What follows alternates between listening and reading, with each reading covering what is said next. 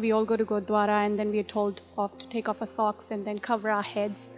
Especially around covering our heads, we're told off by granthis if it's even the dupatta slightly off. I wanted to know the purpose of covering our head. If God's within us and around us or everywhere we go, why are we only covering heads in Gurdwara? Why not everywhere else? There's a very short answer. They don't know what they're talking about. Because if not covering your head is a sin, then you were born as a sinner. Now bear in mind that we come from a culture. Ancient Indian culture was that a sign of respect was that you covered your head.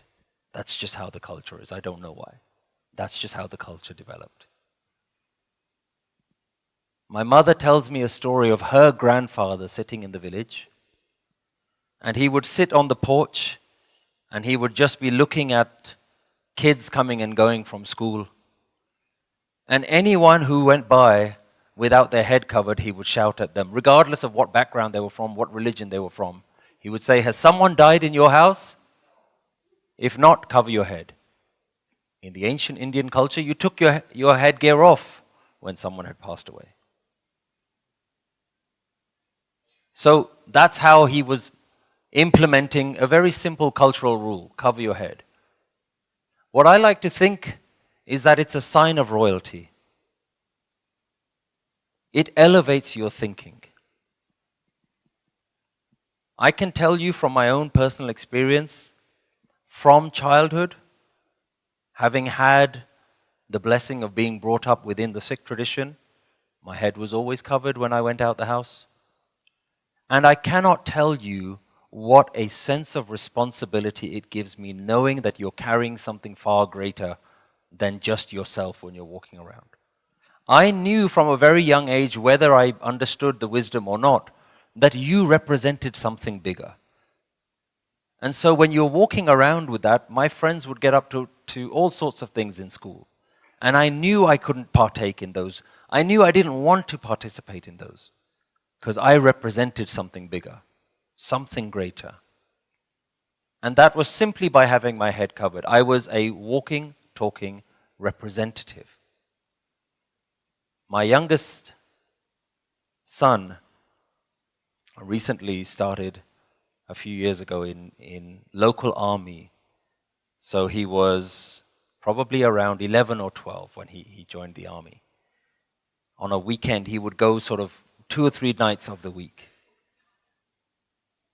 And you should see the transformation in him when he has to wear the army uniform. We were surprised to see this young boy take himself so seriously as soon as he's wearing an outfit of a soldier in the army.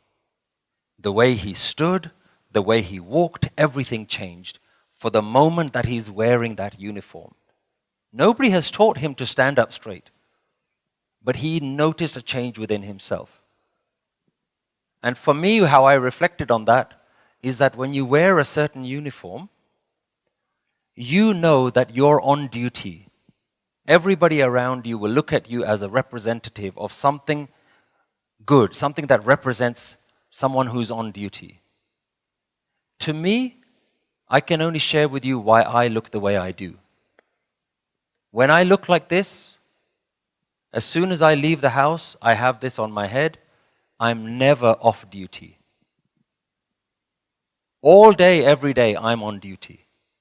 I never get to take this uniform off. So for me, it represents that I am part of something greater. I am a demonstration that there is a higher way to live. That you represent something greater, that there are better ways for human beings to live. That's why I wear it. Now, when someone in the Gurdwara tells you off for not doing it, that's not what they're doing. They're simply reinforcing a cultural norm. They don't necessarily even understand why they're doing it. If they knew why they were doing it, they would not do it with the harsh tone that they use. They would do it with love and compassion. They would explain to you what you represent. It's like somebody who has a uniform and their sleeve is torn. You would explain to them, this represents something bigger. make sure you tidy yourself up because you're a walking, talking representative of something much greater than yourself. But they don't use compassion. In fact, it is off-putting when they speak to you in that way. And you don't feel like going back there. That's how you know that they don't know what they're talking about.